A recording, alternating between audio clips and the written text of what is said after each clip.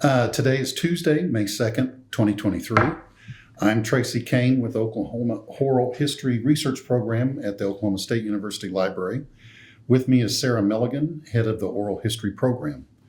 We are in the Angie DeBow room at Edmund Lowe Library in Stillwater, Oklahoma, talking with Chris Norris about his experiences growing up in Oklahoma as a student and 1985 graduate of Oklahoma State and his life since graduation. Upon agreement with Chris, this interview will be archived at the OSU Library for future generations to see. Thank you very much for taking the time to talk to us today. Well, thanks for having me. Appreciate it. Let's get started with talking about, or you describing your childhood, where you were born and raised. What was your early life like?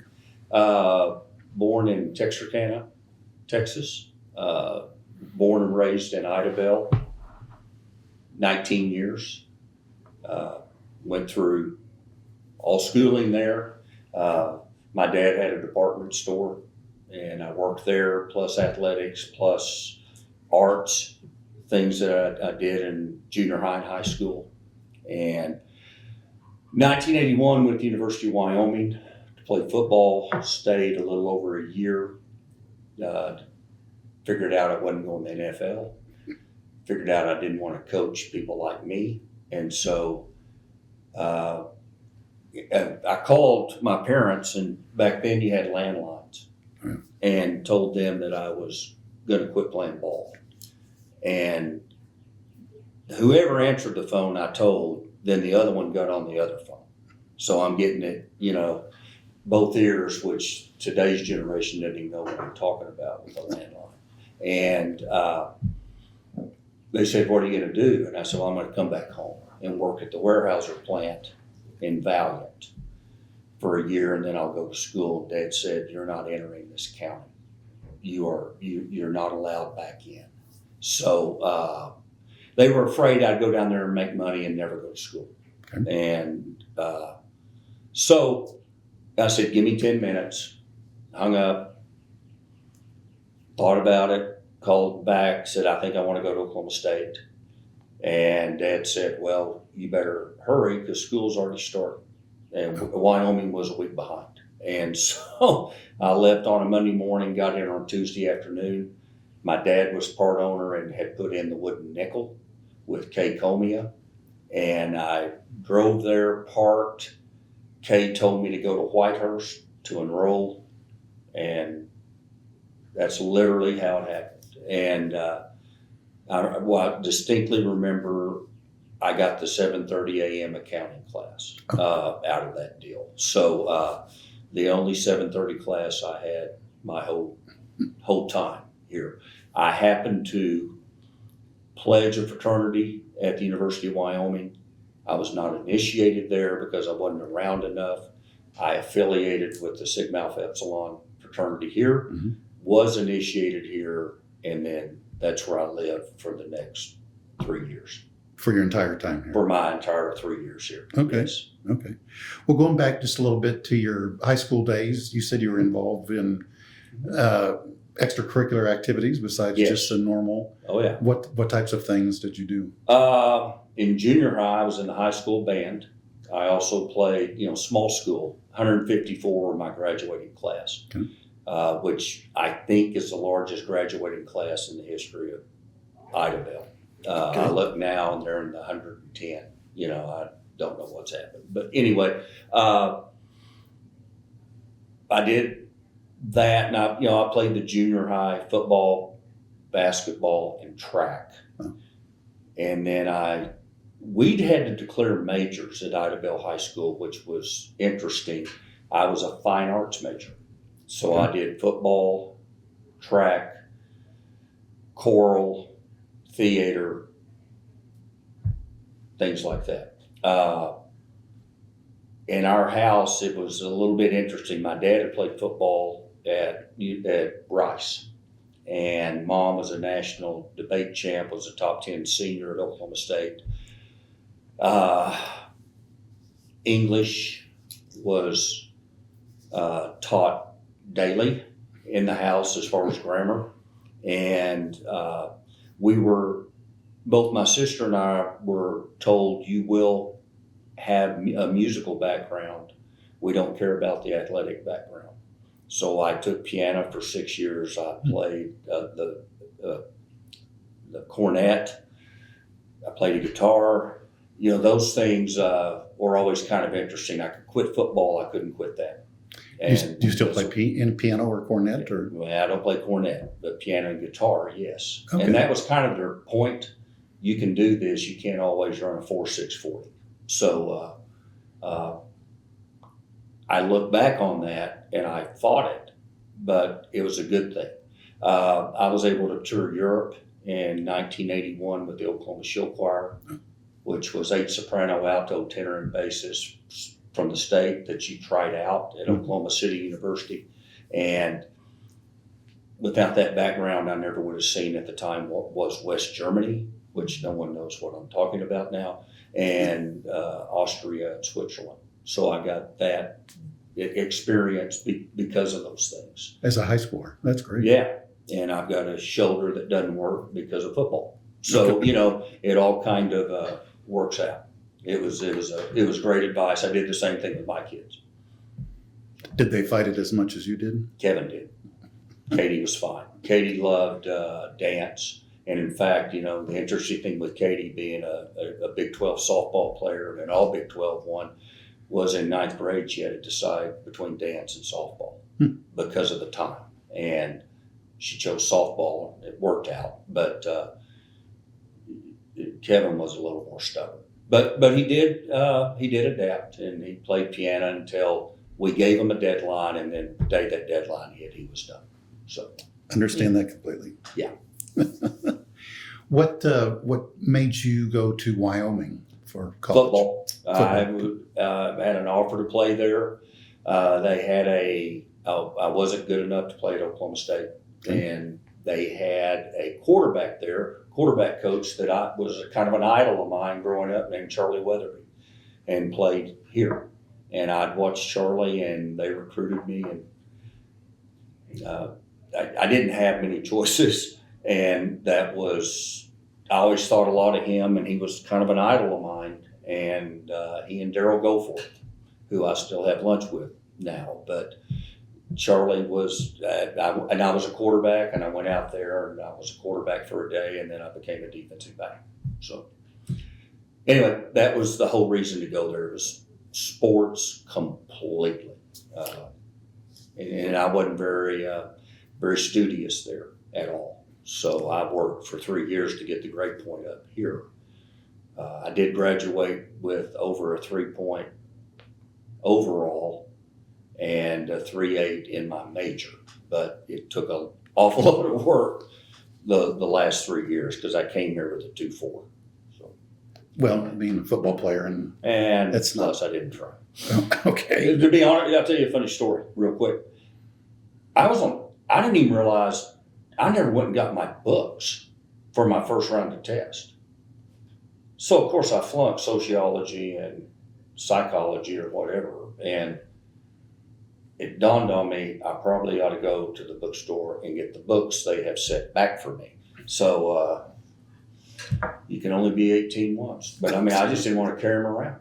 And I did go to class, but I obviously didn't retain enough I got a pretty quick lesson in that. So lesson learned. Why OSU? What was the connection with OSU? Well, Mom and Dad. I'd been coming up here for games since 1972. And then my dad in 1976, along with Kate Comey, put in the wooden nickel. So we had that tie. Dad was at Rice, but then he did transfer to Oklahoma State later. And Mom was here 4 years. So did they meet here? Yes, they did. They were both dorm directors or whatever. So they met at some campus picnic. And anyway, he was a Broken Bow guy and she was a Midwest City bomber. Very interesting. Extracurricular activities when you got to OSU, you said you lived in the SAE house? Yeah, I was a rush chairman, then a president.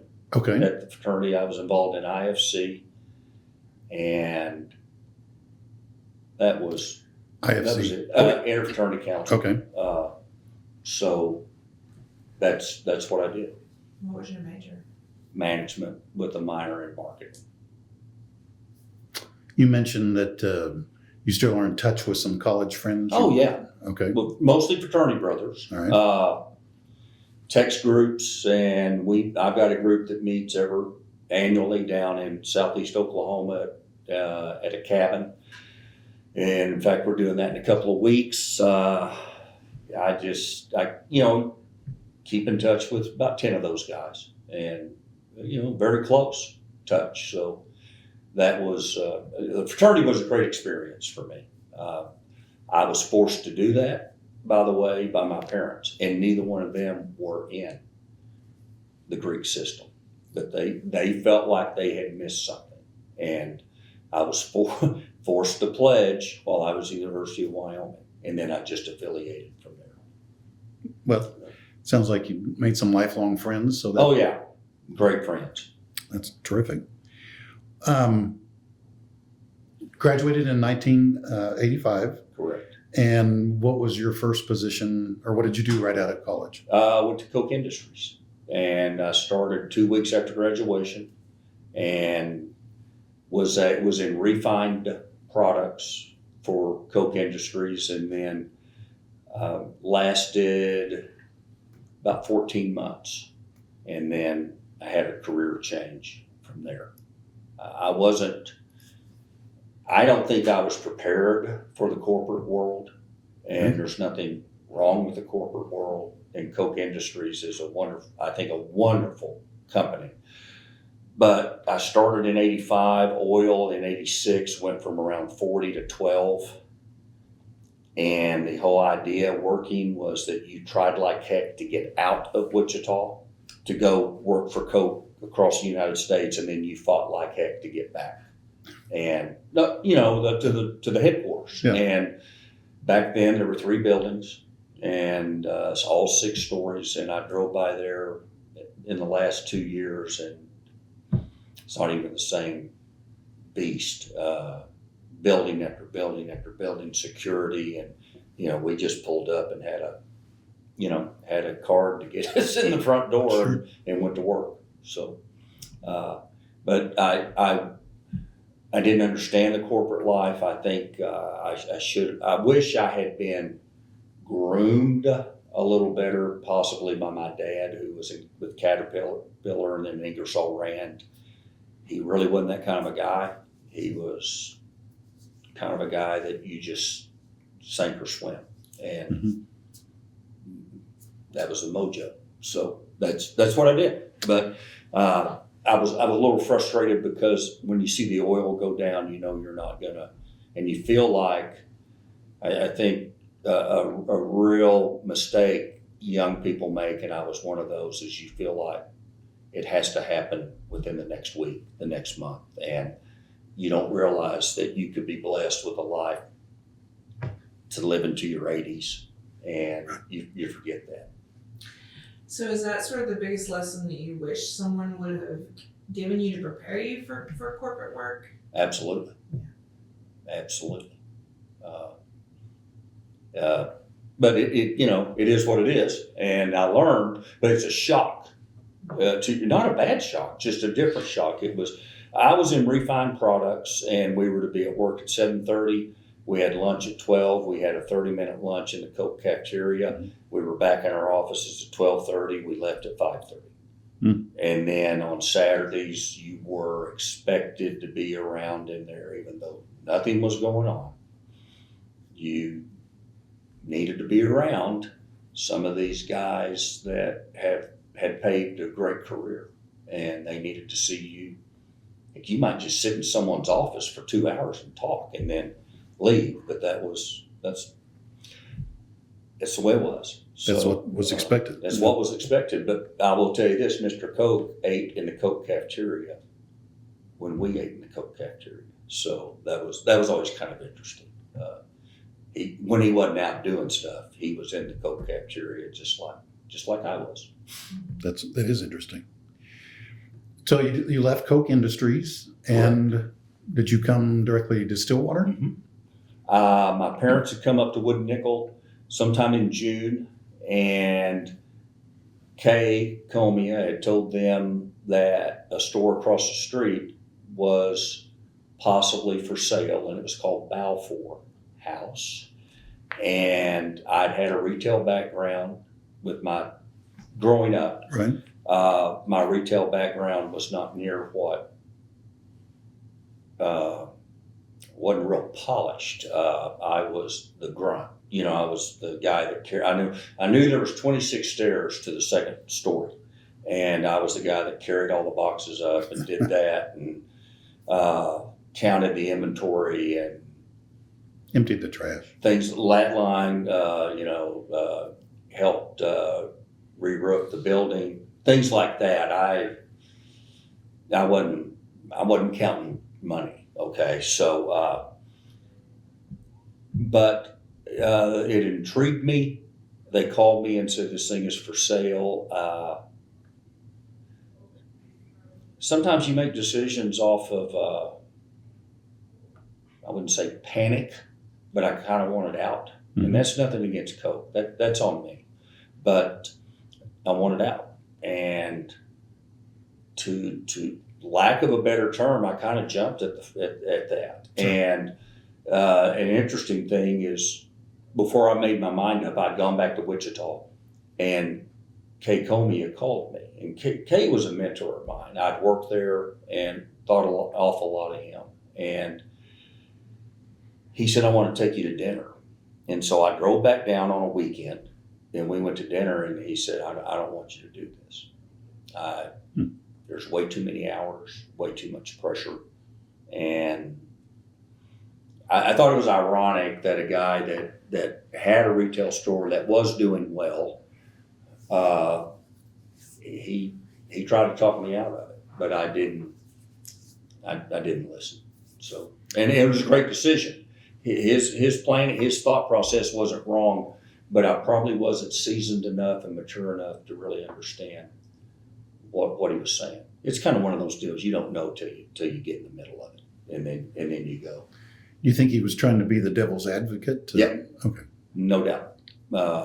And like I say, it kind of went. I had so much respect for him. I listened, but it went in a little bit of one ear and out the other. I knew what I was going to do, but out of respect, I needed to sit there and talk with him. What did Balfour House do? All Greek. It was completely Greek. As far as fraternity and sorority, keychains, sweatshirts, all that paraphernalia, and then class rings. Okay. And fraternity and sorority rings, and pins, some, but most of the time they got that through their nationals. But that was the beginning, and then we screen printed out of an old house in the back that was behind the store, and I chased the party business and the fraternity and sorority, things like that. Chased it really hard. Did your association with the IFC help get some of that going? A little bit, but I knew the beast because of going through a fraternity and having a social chairman and things along that line. So, but being Greek helped just because you understood the way it worked, and being Greek at Oklahoma State. I wasn't at a different school. Right. But absolutely, and honestly, I was so young when I moved. I was 23 when I came back. I still had connections of people, and then after a couple of years, they had timed out.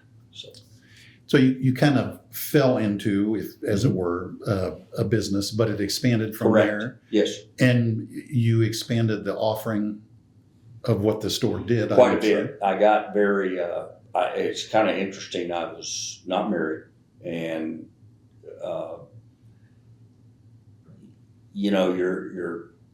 we were small. We were on that corner, and I don't want to get into detail, 25 feet across. I mean, small store, bowling alley type look.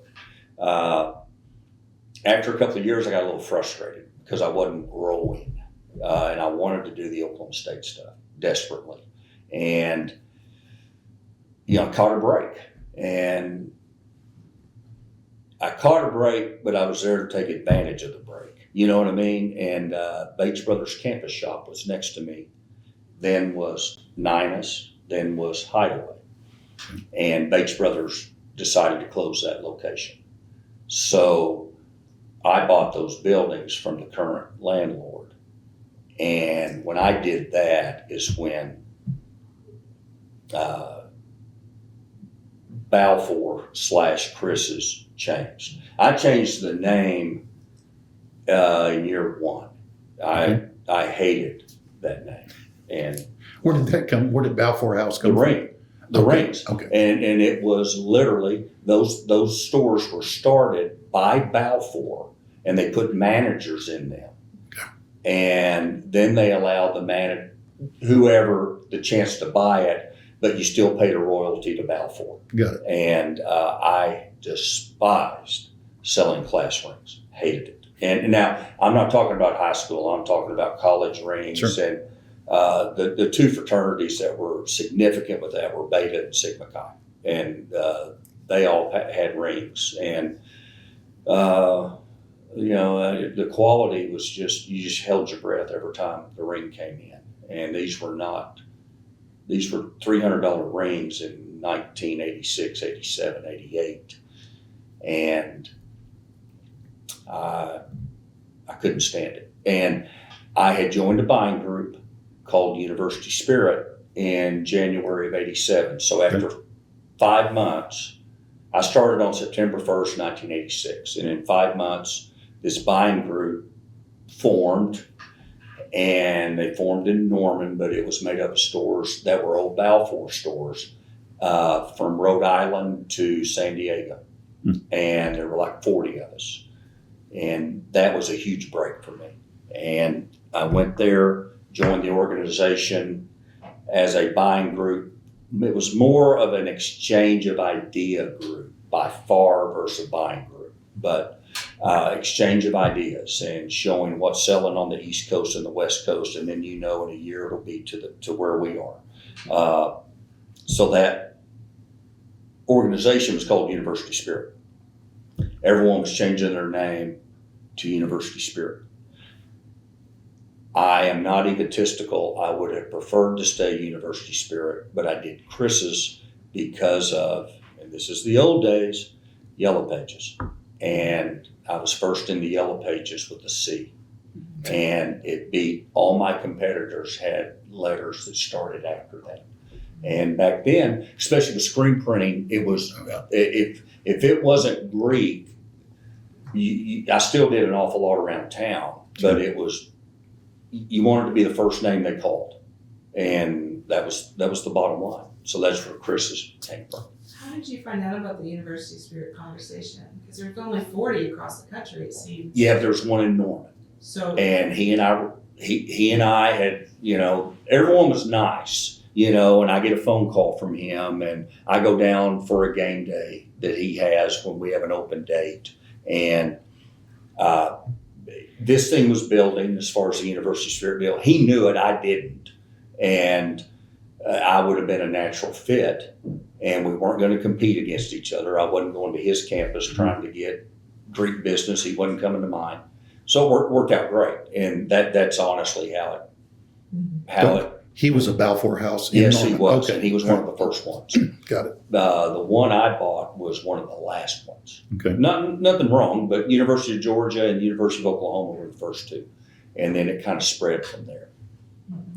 Well, you said that you got rid of that you didn't like the class rings and the fraternity rings, but what drove your passion for apparel? Was there anything in particular? Yeah, well, sales. Seriously, you're selling a $3 keychain, or you can sell a $40 polo. Mm-hmm. Well, what do you want? But you had to have the space. Mm-hmm. And see, I didn't have the space. When I got the space is when I became dangerous, as far as a merchant. I also there's always events that you look back on. And my biggest competitor was on 6th Street, and a good solid store, big. And that was so frustrating to me because I was like, I'm not big enough to fight this guy because I just can't, you know, I had 1,800 square feet. He had 4,000. Well, I don't know what happened, but he got locked up. His store did on something. Some business deal went south. I don't think it was that store. I think it was other businesses he was involved in. I bought the property in 1991 and expanded that summer. He got locked up late August. And when I say locked up, the bank came in and changed the locks and threw them out. So I would go down on game day because no one really knew who I was. And this wasn't way before the internet, way before these things. And I would put a sign on that front door on a Saturday morning because it was locked. I would go, can't get in? Of course not. Come to Chris's, 244 South Knobloch. That's what I did. Marketing and works. So the bank called me up and was madder than hell about it because they were going to start selling that inventory out to get some of their profit. I mean, to get some of their losses back. And they told me to quit doing it. I said, okay. So I quit except for one day a week. Every damn Saturday morning, I'd go down there and put a sign on there, and a big old sign, and they would open up then, but it was kind of funny. But I was able to drive traffic to me. The competition at that time was obviously not internet driven, and it was myself and a couple others. And all of a sudden, I had the biggest and could offer more selection, more this and that. And over time, it worked and worked and worked and worked. And then we had a Final Four in 1995 that changed everything for me. Two questions. One, did the bank not offer to sell you some I of the didn't want it. Okay. It's old. It's just old. Sure. And I'm not going to put old stuff in because I'm new, fresh. No. Okay. And then the 1995 Final Four, you said was a game changer. Absolutely. In what way? Number one, we hired a guy named Eddie Sutton in 1990. Okay. And I credit him with single-handedly changing this athletic department. Back then, we'd gotten on severe probation in football. We had a Heisman Trophy winner in '88. Mm-hmm. We're averaging $35,000 a game to watch this guy. And '89, the bottom drops out because of the sanctions, and our football was not good. I remember an 0-10-1 season that the one tie was a 6-6 tie with Iowa State. Each team kicked 2 field goals. I mean, Eddie came in and immediately started winning. And we did not know since, Coach Idabel what winning was like on that hard court. Right. And Eddie brought a totally different. This is a Hall of Fame guy that we got lucky to get. And because he was out after a Kentucky issue and he wanted to coach. And it was an overnight change. I was always in the emotion business, not in the win-loss business. And what I'll tell you is if you're expected to go 8-4 and you go 6-6, that's not good. If you're supposed to go 6-6 and go 7-5, that's real good.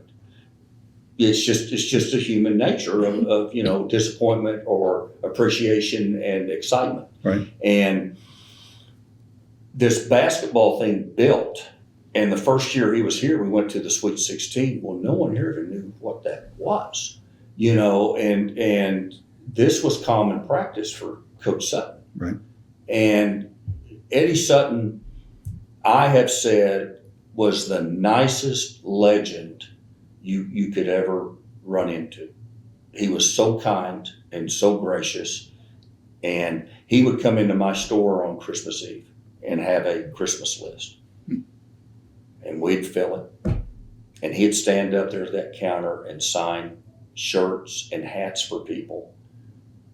Of course, they were buying them. They might not have wanted to buy them until they saw him. And then he would stand there for an hour while we did this stuff. And he taught us how to win.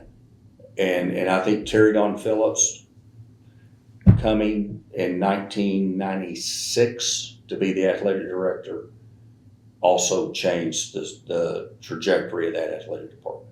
Absolute, no question. Those were the two major events. And of course, I had nothing to do with them, but I was there to take advantage of them.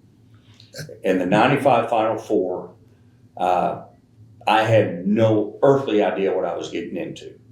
We advanced on a Sunday evening. Mm-hmm. I had pre-booked 72 shirts for the Final Four. Well, I opened the next morning, those were gone by 9:30. So the next day I ordered 144. Well, they're gone by 9:30. Phones are ringing like crazy. I hire 2 retired ladies to answer the phone, to fill phone orders. You didn't have internet orders. Sure. It was all on phone. And I just remember we would be so overwhelmed, we would take the phone off the hook, which is embarrassing to say, but that was it. We could not handle what we were doing. Right. We had a legal pad that you would line up and tell us what size shirt you wanted when they came in the next day. And I mean, we still had knuckle buster credit card deals back then. So that's how long ago this was. And I finally got smart and then finally got way ahead of it. But it took me till about Thursday to get way ahead of it. And I started ordering hundreds, I'd meet the guy at 3 a.m, unload them, get them out. I literally think, now I was married in 1989, and my wife I credit in keeping me focused because I would have a tendency, now I'm bouncing around on you, but I would have a tendency to go to one of these meetings and come back and have 12 ideas. I didn't implement any. I halfway did this one, half that, half that, half that. She said, why don't you try 3? Well, that started working. And things like that worked. But she was so much better organized than I was. And she was in charge of books and then internet when that became. But this was before that. And she just kept going, why are you not ordering more shirts? Well, I don't want to get stuck with it. Well, you're not going to get stuck. And I mean, we did 6 figures that week, low 6 figures. Wow. Which is more than I would do in 2 months. So that, and also that Final Four, even though we lost the first round of it, to UCLA, that momentum from that went into football. Mm-hmm. And 96 was Bob Simmons' first year. It was not a good year, but the attitude and the pride the Oklahoma State people had came from that Final Four. And that was Eddie Sutton. And he and Terry Don Phillips changed this place. I firmly believe. And then we built on it real well. Sure.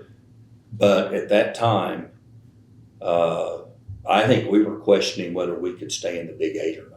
And the toughest ticket in Oklahoma to get was a ticket to an OSU basketball game because it was 6,300 people. Right. So if you'd have been a scalper, you'd have done it real well. You've seen a lot of changes in the over the 30 years that you had the store. Correct. And you sold the store in 2016. December 31st. Okay. In terms of apparel, let's say, what were some of the big changes that you saw going through? Well, I mean, obviously styles changed. I'll give you a weird one. when I started, and then we started, Linda Simmons, Bob Simmons' wife, and Harriet Phillips, Terry Dawn Phillips' wife, put on this huge orange push. Our uniforms were sometimes orange, sometimes black.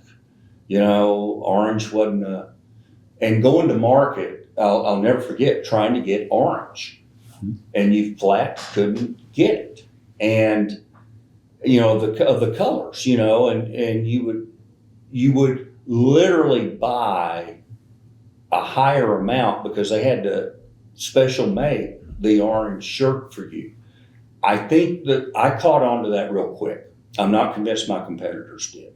So orange, I was able to do that. I switched, this sounds weird, but I switched my sacks. We bought generic University Spirit sacks, bags for 4 or 5 years. And I said, nope, I'm doing orange with Chris's, which are still here. Mm-hmm. And what was real interesting, the greatest form of flattery is being copied. Mm-hmm. And then I started noticing my competitors all doing orange sacks. So then I couldn't tell if it was mine or somebody else's until I got a little closer. But orange, I just can't stress that enough. Ladies apparel was unheard of. Ladies were buying just the t-shirt off the rack. We were able to go into that. And the evolution, the changes of number one, we started winning more. So then we started having more available product. You could get dog collars. You could get things like that. That when I started, you'd go Oklahoma State and they'd go, nah, you're not on that list. 10% of my orders would come in University of Oklahoma or Ohio State. Absolutely. Misshipment?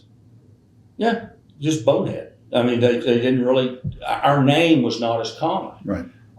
We wrote down Oklahoma State on the order, the salesman did, but I got a hat one time that I had custom done, and it was spelled OAKLAHOM. So all that is recognition. Everyone knows how to spell Ohio State. It's just the way it was. That's only 4 letters. So. I understand, yeah, and that is a good point. But I think the orange, and we embraced it and we attacked it, and that was a huge step that I didn't realize how you don't realize sometimes these things until they're past. But I would have the foresight to order a huge amount of orange, mm-hmm. and maybe my competitors did because of the numbers, just the sheer numbers, and then what I helped do was make orange then where they could go around and buy 24. I'd go, now, hey, that 288's mine, and I say, no, you're not going to go sell someone else for me 24. And if I found out, I cut you out. I told you up front, if you go sell a competitor of mine, they got to buy 288 also. And you know who they are. So, hey, it's just part of it. Sure. It's just business. It's called capitalism. And, capitalism has losers. And I didn't want to be a loser. And winners. So. What about licensing? Oh. I sat in the very first licensing meeting that we had at Oklahoma State in roughly 1987 or 88. And I didn't really know much about what was going on. At the time, we were paying 0 license. I remember a competitor of mine telling the legal counsel that, now we're all on the same team now, but politics makes strange bedfellows. Yeah. So go. And he goes, you told us that we'd be grandfathered in. That the stores like ours that were here would be grandfathered in, and then blah, blah, blah. Yeah, well, I said that, but that's not what's going to happen. So licensing has been, I understand it. I think it's necessary. I never fought it. I thought it was justified. The way to compute it has changed dramatically. And I don't want to bore you, but it used to be off wholesale. And now, keep in mind, I'm screen printing my own shirts. So I don't want to give too many secrets away. But I'm paying a lot less for that shirt when I screen print Oklahoma State on it than a competitor of mine that has to buy that shirt from somebody else, okay? So the competitor's paying a license on X amount. I'm paying a license on a figure that I make up and that I can justify. So my licensing number's I'm gonna pay less. It's the same percentage, but my number's lower. And over the years, the collegiate licensing company saw people like me having it's not an unfair advantage because I'm the one that bought the equipment, but an advantage over someone that did not do that. So they put it on retail. And honestly, that's the fairest way by far. And we all kind of really I think I breathed a sigh of relief because, okay, we're all on the same plane and we're going to pay it on retail. Now, what has happened since I got out is that number has raised. And when I was leaving, I think it was in a 12% range. And just for simple math, if there was a $100 item, Oklahoma State got $12. And that's not accurate either. The collegiate licensing company got 6 and Oklahoma State got 6. As I talked to the new owner, I think that number has gone up into an 18% number, which is, there's going to be a point of diminishing returns. And what you hope is that the licensing company does realize that and understand it. But I have seen a change in this to where I don't think they like stores like mine that create their own. Now, doing the licensing off retail took care of that advantage, and I think that's fair. I don't think they're approving any more what I would call vertical stores where you make it and do it. I can't swear to that, but if they haven't done it, they're sure thinking about it because they don't like it. Sometimes they forget we're all on the same team. If you don't sell it, they don't get anything. Yeah, that's always been an interesting thing to me. And I was on the first committee. I was on the committee that changed the logos in 2001. You know, we just had a standard brand, and then there were 8 or 9 of us on that, along with the collegiate licensing company, and we worked hard on that and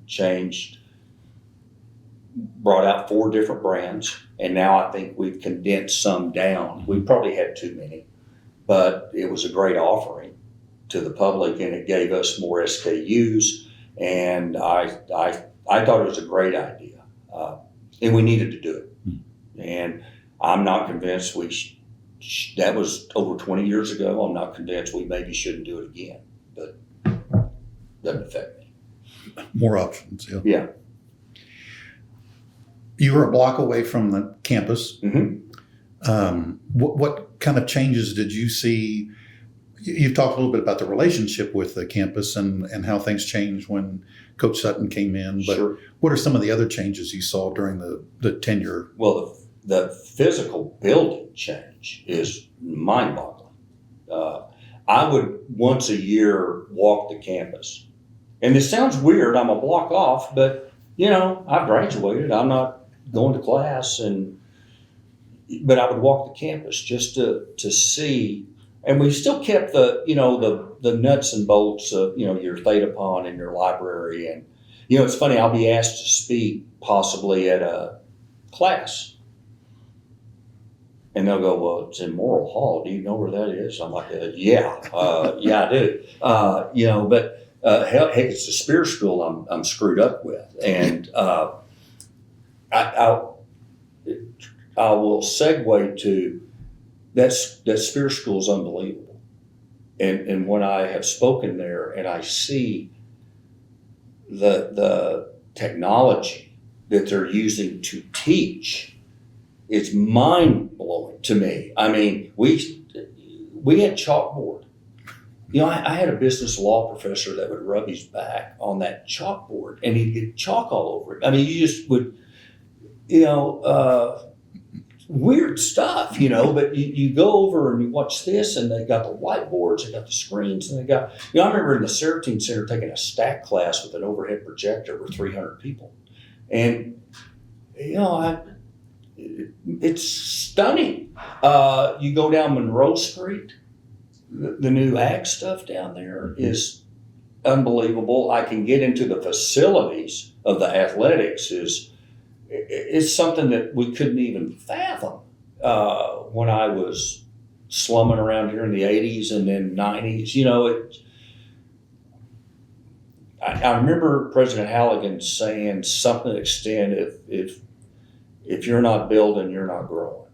And I think he took that to heart. And President Hargis, and sometimes you worry with remote learning, are you going to fill these things? But that's not my issue. I mean, they've got studies on those things, and it appears people will still come. The thing that feared 20 years ago was that, number one, when I started, there was some kind of fear that we would move to Tulsa, which was one of the most outlandish things I ever heard. But, and then, as we went on, it was that people won't go physically to the school, they'll do it remotely and things like that. And y'all got stats on that, I don't, but I don't see the decrease and I think only if you desperately want a degree from Oklahoma State and you do not have the means to come to this campus, I think remote learning,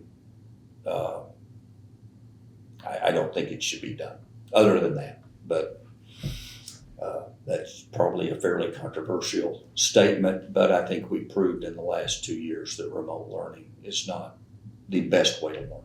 And the stats prove it. I mean, that's a fact. That's not an opinion. But I just see these wonderful facilities and these classrooms, and I can almost, the Spears is by far the one I know the most because I do speak there occasionally, but I'm blown away every time I'm in there at coffee shops and stuff. I mean, you just didn't want to fall down Morrill Hall steps, it's just the way it was. You mentioned your family. Yeah. You have a wife and 2 children, you mentioned. Correct. Wife, Julie, married in 1989, and she's a Southwestern Oklahoma grad, and we met on a blind date, got married roughly 8 weeks later. So it worked. Whirlwind romance? Yeah. And daughter born in 90 and a son born in 97. My daughter is on, right now, the Oklahoma State softball staff, and my son is a chemical engineer with Honeywell in Tulsa. And she went to the dark side and played softball at OU, but has come back. And then he went here and was a Fiji chemical engineering degree. I'm bouncing around. She got a master's at OU with health and exercise promotion. And so she's a good fit for what she's doing. And that's the family. Very nice. What was family like, or what is family like family life like in Stillwater? Well, it's easy. You can get around everywhere. You can drive everywhere. We have one high school, which I think is a huge. I like those things. Mm-hmm. It reminds me a bit of my high school, except much smaller. But I think Stillwater is a size, at least in the school system, that you can still do diverse things and not pigeonhole into one thing or the other, which I think is a mistake. I coached JV baseball for the high school, and we got way too many guys to do baseball only. And I'm like, but that's their choice. Mm-hmm. It's none of my business. It's them and their family. But when I started with the family here, Perkins Road was nothing. now it's jam-packed. The west side of town was bare. And, it's interesting, our population doesn't seem to have grown much, but the amenities sure have. Mhm. So. Perkins is still a 2-lane road in a lot of places. I know that, but it won't be. You were here, you've been here a long time. What have you been involved in the community as well as retail business? Yeah, I didn't, when I was in the store, I spent a 6-year period with Visit Stillwater as a board member. You meet once a month. And then as I was getting out of the store, I was put back on that board and became the chairman. And then we that I'm proud of, we led a tax increase on the visitor tax a year ago, and has shown we knew what it could do, and it has hit and exceeded the expectations of what I thought it would do. We had worked out agreement with the city where they would get 30% of that increased tax, and that tax then can be used for tourism only, cannot be used for general maintenance or anything like that. We have a tourism committee that I'm on. I think I've got an idea of where this will go, but no ground's being broken. I'm seeing hopefully a convention center break ground.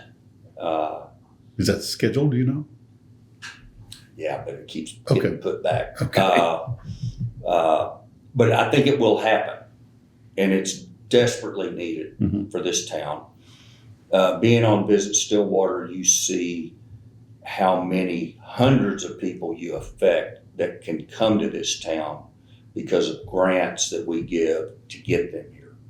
And our stuff isn't all about a hotel night. It can be more of a sales tax issue, because when these people come in, they don't stay in their hotel room and lock a door. Right. And it's significant, and I felt like it would be significant. We got the blessing of the city to go forward on that, and we went from 4 to 7%. And last I checked, hotels are full when they're supposed to be full. Probably not on a Tuesday in the middle of March, but on weekends and things like that. So I don't think we've affected hotels adversely at all. I've never heard of anyone calling a hotel and saying, "What's your visitor tax?" Usually they call and ask what the price of a room is. So it's been a great deal. I'm real proud of that. I'm active in First United Methodist Church, and I've been off and on committees there. And that's probably about it, community-wise. Rotary Club? Oh yeah, Rotary. Yeah, I was 25 to 30-year member of Rotary, and I am program director, so I handle all the programs. So that's been a great experience over 15 years, because you build up a pretty good Rolodex of people that will come and talk to you. And it's amazing, we're all human. And when someone says, "We want to hear your story," you're usually willing to do it. Mm-hmm. And you're usually willing to drive an hour to do it. Mm-hmm. And, we all have a little ego, and we all like to talk about ourselves. So, I've only been turned down twice because of I don't like to talk to groups. And both of them were journalists. I found that stunning, that they were journalists and they were friends of mine. And they said, I cannot get in front of a group. So Interesting. I can write about it. I can come to your Rotary Club and write about the program you're doing, but I am not going to stand up in front of these people. So anyway. Some people are like that. Yeah. Well, what's your life like post-retail? I had some properties that I had bought over the years as a retirement per se. My dad was very active in that. My mother passed in 2006, and she lived up here most of the time from 96 on. Dad would come and go, and then as he aged, he started spending more time here. And he and I joined together in January of 2017 with his properties and my properties, and then he took a fall and passed away And then those properties became my sister and mine. And I reached an agreement with my sister, and so I own them. And she's happy in Los Angeles. So I've got about 18 warehouses that I take care of, and I own the property at Chris's, and I'm in a partnership that owns a building down by the Capitol in Oklahoma City.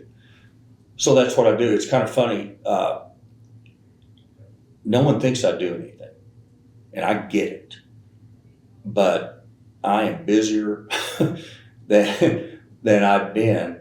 I don't know what I do, but I stay pretty busy. And I think coaching the JV baseball was a really good thing for me in the spring. And I've enjoyed that.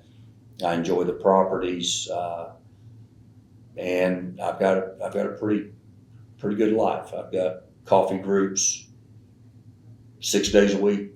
I've got lunch group 4 or 5 days a week. So I have a pretty good deal. Not being tied to a retail store, are you able to travel a little bit more? Yeah, actually we can go when we want, where we want. And we just took a trip to New England. I'd never been to New England. And she doesn't know this, but I'm thinking about Williamsburg in the fall, and gone to Argentina fly fishing 6 times, just returned on my 6th trip. So yeah, I would have trouble sleeping some nights, and Julie would go, "What in the hell would you be worried about?" And I go, I still think, I still, you own those properties, you worry about, tornadoes. I'm from Idabel. They had a horrible tornado 8 months ago. Mm-hmm. It luckily missed my properties by a mile and a half. You deal with hail, and not that happens that much, but living here, there's possibilities of that. Sure. And there's things that bug you that keep me up at night sometimes. And whether it be politics or properties or, Whatever. Yeah. whatever. Yeah, I'm just like everybody else. But, what would you be up to? Well, you got to stay in touch. Life, yeah. That I've reached the end of the questions that I had for you. Are there areas that we haven't talked about or explored that you might want to expand on? I think I'm going to go back on the business side. Sure. We were really quick to get on the web, the World Wide Web. Okay. And that was a game changer for us also. And So when did you go? I on? think middle to late 90s. Oh yeah. And we did it right. We took our time. We had a plethora of assortments of stuff. When we did the 2005 Final Four, Mhm. I doubled what I did in 95 because I got smarter and I learned from what I was doing. And the internet was ungodly with that deal. I had 4 people manning phones so that our staff, and but the internet changed everything. And it's kind of funny, I've had people fight it. And I go, that's the only way you can reach a person in New York. Mm-hmm.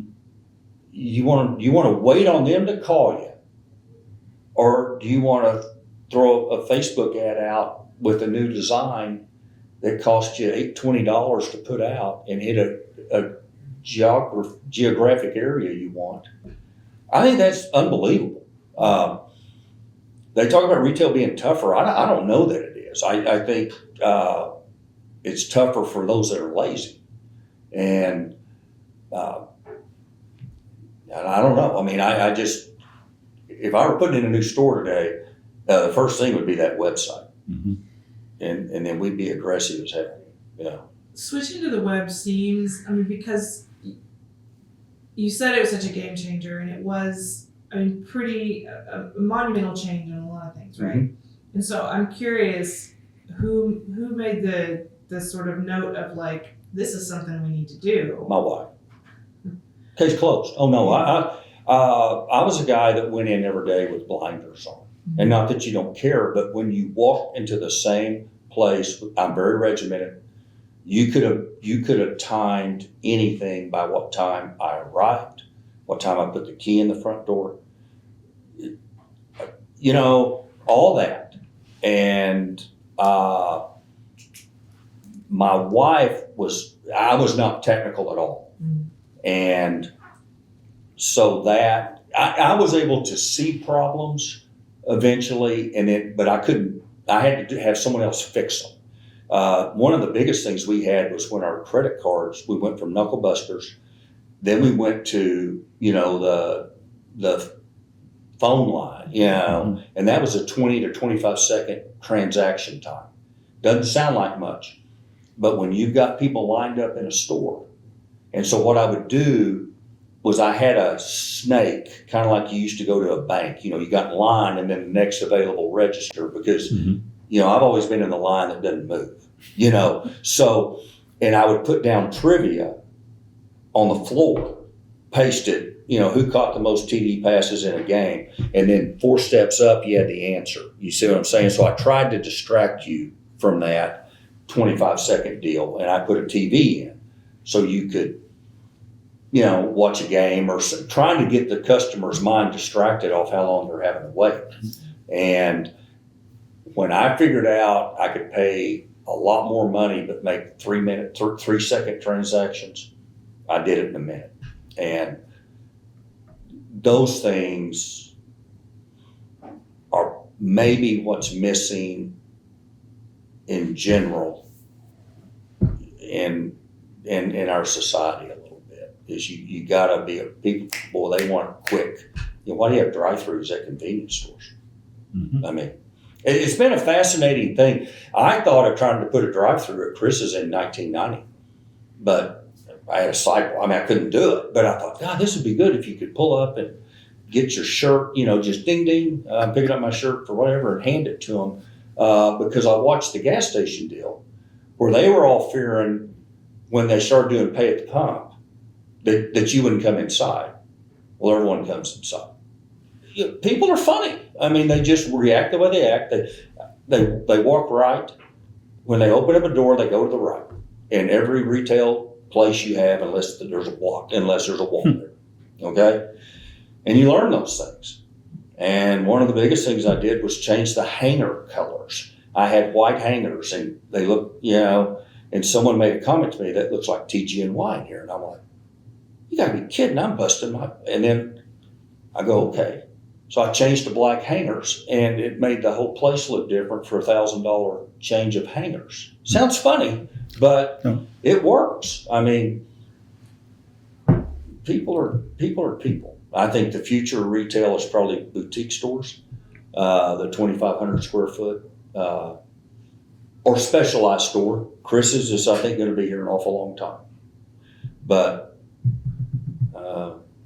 you know, I think that I've watched these boutiques show up and I hope they thrive because we definitely I think we need brick and mortar desperately. And I'm starting to see the comeback on that. And, you know.